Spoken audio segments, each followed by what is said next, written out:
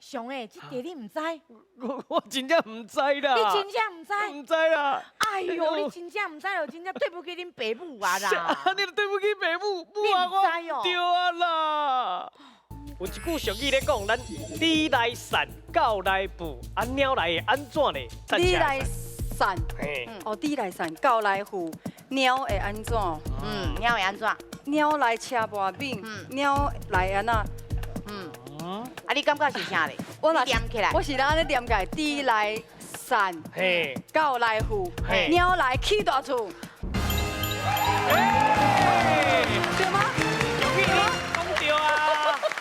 这句话正确的讲法应该是安尼啦，讲做猪来散，狗来哺，啊鸟来起大厝，吼，安尼上尾是有押韵的。啊，咱正来安尼讲的，因为猪是一般来讲拢有人饲的，因为猪的价钱袂歹，所以无可能会有猪伫外面咧跑走。所以你若甲猪捡来饲，可能会惹麻烦，因为有人会甲你告，讲你侵占我的猪，所以上好猪唔通捡来饲。但咱古早人希望讲一寡无人爱的鸟狗，有人会甲捡来饲，所以就甲你鼓励讲，你若甲捡来饲，你可能就有可能会赚大钱，还是起大厝。所以咧，鼓励人爱惜动物，唔通去占人的财产，唔通贪心。所以有一句话。